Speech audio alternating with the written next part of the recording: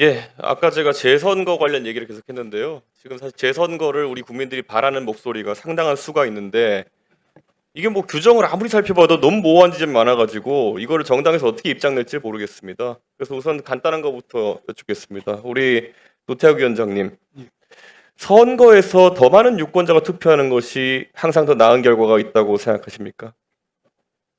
민의를 더 반영한다 이렇게 보십니까?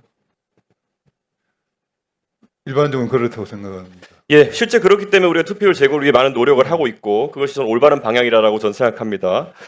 그래서 이번에 선거가 문제된 것이 최대 한 200명에 300명 정도로 추정되는 유권자분들이 투표를 하지 못했기 때문에 그만큼의 민의가 반영되지 않았기 때문에 이 결과를 받아들이지 못하고 재선거를 요구하고 있는 국민들이 있는 겁니다.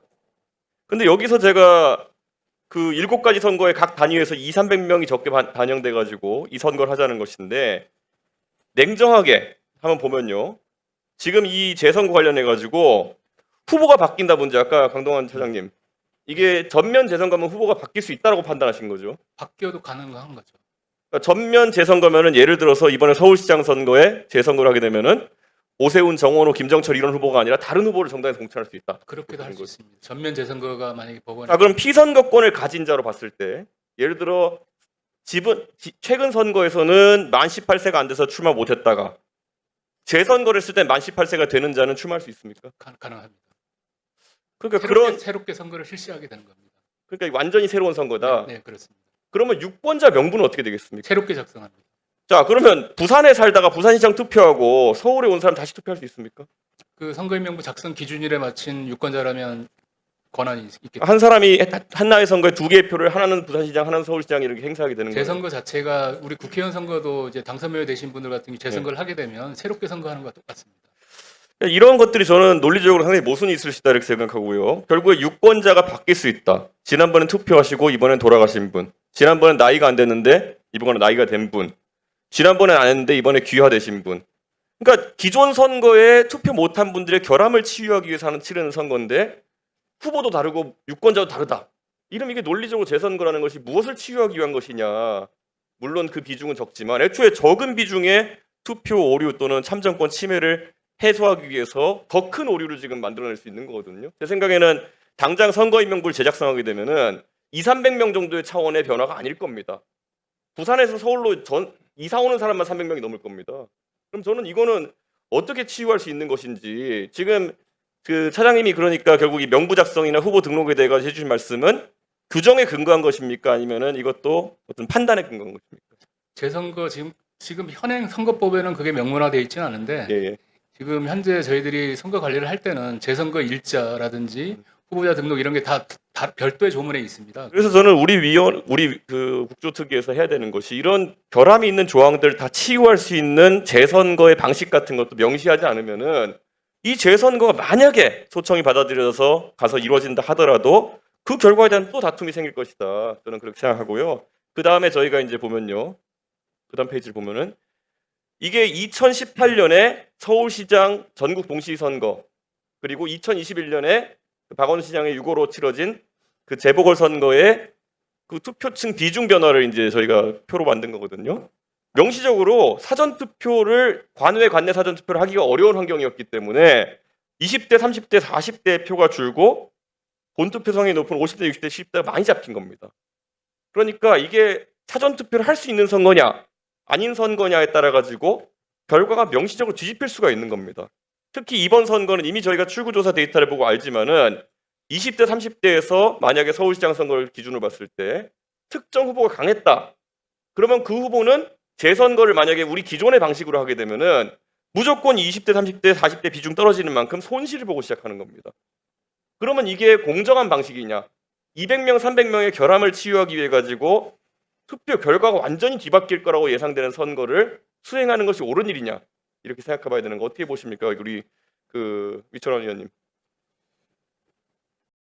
네, 우리 이준석 의원님께서 상당히 예리한 분석으로 접근을 하셨는데요. 사실 더 큰 혼란이 야기될 그런 불쏘시개가 될 수가 있습니다. 왜냐하면 네. 재선거가 현 법에 규정이 되어 있는데 그 규정에 의해서 소청을 하고 또 소청에 불만이 있으면은 이제 소송으로 하는데요. 소청에 만약에 불만이 한쪽에서 불만이 있는데 다른 당선된 쪽에서도 꼭 반드시 또 불만이 있을 수가 있습니다. 그러니까 재판으로 가는 경우가 대부분이 될 가능성이 많고요. 그런 절차가 법원의 판결에 의하지 않고 어떤 재선거를 한다는 것은 지금 현재로서는 어떤 크나큰 혁명이 일어나가지고 국민의 뜻에 의해서 기존 질서를 다 무너뜨려 버리고 새로 하는 것 외에는 저는 없다고 단언합니다. 그리고 앞으로 저는 그 당시에 사실상 잠실 7-2 개표구에 투표함 2개를 일반 시민이 불법으로 점거를 해서 그것을 개표소로 이송을 못해서 저도 2박 3일 동안 뜬 눈으로 사무실에서 재면서 그것만 정말 노심초사했습니다. 왜냐하면 어떤 방법으로든지 적어도 개표는 완료가 돼야 된다. 그래도 어떤 합법적인 당선인은 발표해야 된다. 이런 마음으로 저는 초지했습니다. 그런데 지금 개표가 완료됐고 또 당선인이 발표가 완전히 됐는 마당에 그냥 재선거다. 이런 것은 정말 무책임한 주장이라고 저는 생각합니다. 다른 일반 시민단체나 국민들은 마당에서 광장에서 그런 주장을 할 수는 있습니다. 왜냐하면 참정권이 침해됐는데 거기에 가만히 있으면 안 되죠. 그건 정말로 저도 현장을 나름대로 한번 가봤습니다. 가봤는데 정말 질서정연하고 그분들이 막 컵라면도 무료로 주신 분도 있고 쓰레기 하나 버리질 않은 현장을 보고 야 정말 저분들이 중심으로 나왔다면 애국시민이구나 이런 생각을 하면서 빼드는 반성을 마음속으로 많이 했는데요. 지금 정치권에서는 적어도 재선거다 이런 걸 주장해서는 안 된다고 저는 봅니다. 그거는 저희가 이제 정치적으로 국민들의 민의를 받들어가지고 이런 문제점을 짚어내는 것이고, 그거는 선관위가 이제 나중에 또 만약 재선거가 있게 되면 선거를 해야 되는 조직인데, 저는 여기서 이런 결함들을 어떻게 치유할지, 어떤 나온 결과가 국민들이 납득할 수 있는 형태로 재선거를 설계하려면은 어떤 입법 비리점이 있고 이걸 국회에서 좀 보완해 달라 이런 것들을 선관위가 좀 연구를 해줘야 되는 거지.